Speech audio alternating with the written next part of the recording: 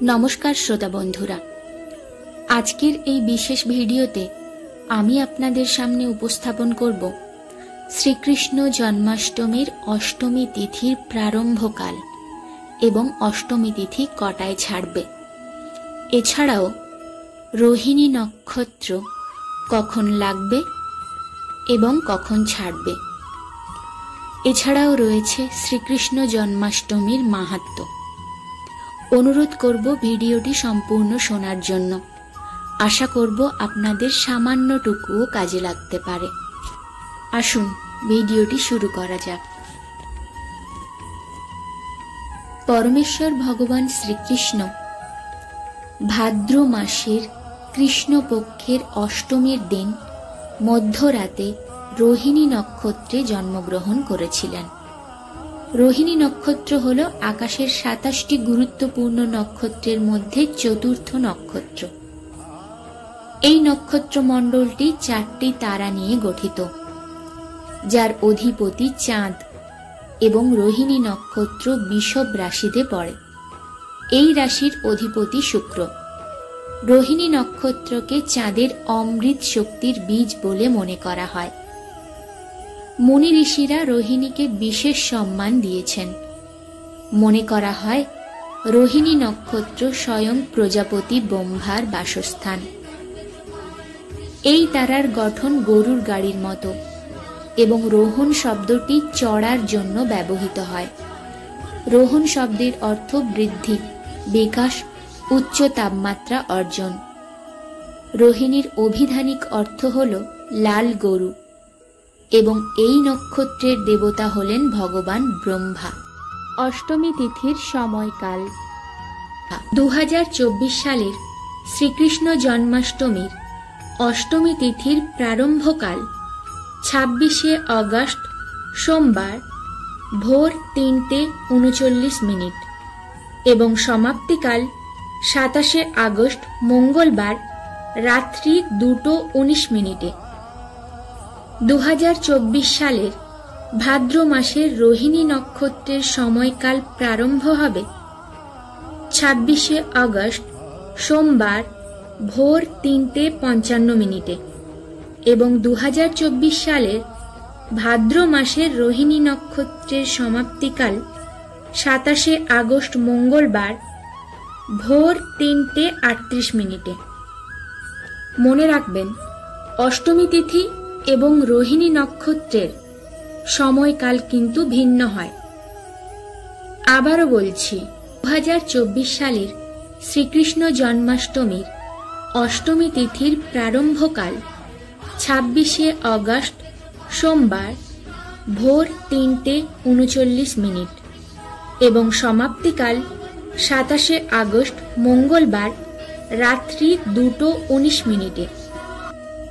২০২৪ সালের ভাদ্র মাসের রোহিণী নক্ষত্রের সময়কাল প্রারম্ভ হবে ২৬শে আগস্ট সোমবার ভোর ৩:৫৫ এবং ২০২৪ সালের ভাদ্র মাসের রোহিণী নক্ষত্রের সমাপ্তিকাল ২৭শে আগস্ট মঙ্গলবার ভোর ৩:৩৮। শ্রীকৃষ্ণ জন্মাষ্টমীর সংক্ষিপ্ত মাহাত্ম্য শ্রবণ করি, যার দ্বারা সামান্যটুকুও পুণ্য অর্জন করা যায়। পুরাণ অনুসারে ৫০০০ বছর আগে এই ধরাধামে অবতীর্ণ হন শ্রী বিষ্ণুর অষ্টম অবতার শ্রীকৃষ্ণ। তার আবির্ভাব তিথি প্রতি বছর জন্মাষ্টমী নামে পালিত হয়। কৃষ্ণ জন্মাষ্টমী ছাড়াও এই দিনটি গোকুলাষ্টমী নামেও পরিচিত। মথুরায় কংসের কারাগারে জন্ম হয় দেবকী ও বাসুদেবের অষ্টম গর্ভের সন্তান কৃষ্ণের। কংসের হাত থেকে তাকে রক্ষা করতে প্রচণ্ড ঝড় বৃষ্টির রাতে যমুনা পেরিয়ে বৃন্দাবনে যশোদা ও নন্দের সংসারে কৃষ্ণকে রেখে আসেন বাসুদেব। স্বয়ং বিষ্ণু কারাগৃহে উপস্থিত হয়ে দেবকী ও বাসুদেবকে দর্শন দেন এবং তাদের পুনর্জন্মের তপস্যা সম্পর্কে জানান। তার পুণ্যফলের জন্যই দেবকী ও বাসুদেবের কাছে ৩ বার অবতার নেওয়ার প্রতিশ্রুতি দেন। বিষ্ণু দেবকীকে জানান যে প্রথম জন্মে বৃষ্ণিগর্ভ নামক এক পুত্র হয়। দ্বিতীয় জন্মে দেবকী যখন দেবমাতা অদিতি ছিলেন, তখন বিষ্ণু ছিলেন তার পুত্র উপেন্দ্র, এবং তিনিই বামন অবতারে রাজা বলিকে উদ্ধার করেন। এবার তৃতীয় জন্মে দেবকীর পুত্র কৃষ্ণ হিসেবে জন্মগ্রহণ করে তার প্রতিশ্রুতি পুরো করেন বিষ্ণু। গোটা বিশ্ব জুড়েই কৃষ্ণ ভক্তেরা এই দিনটি সাড়ম্বরে পালন করেন।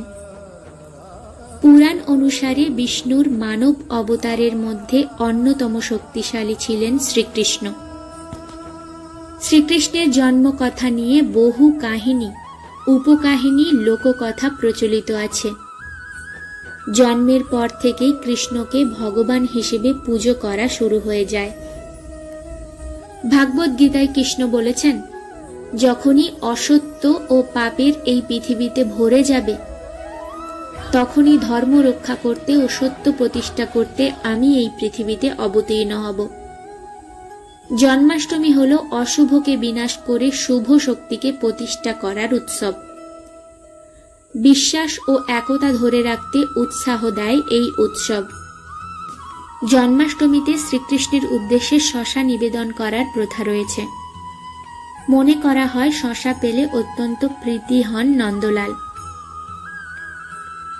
প্রচলিত বিশ্বাস অনুযায়ী মনে করা হয় যে ভক্ত তাকে শসা নিবেদন করেন তার যাবতীয় দুঃখ কষ্ট তিনি মোচন করেন।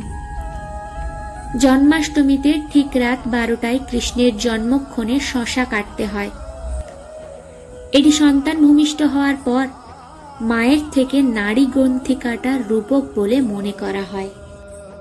আশা করলাম ভিডিওটি থেকে সামান্যটুকু উপকার পেয়েছেন। যদি ভিডিওটি ভালো লেগে থাকে একটা লাইক করে দেবেন। কমেন্টে জয় শ্রীকৃষ্ণ লিখতে ভুলবেন না।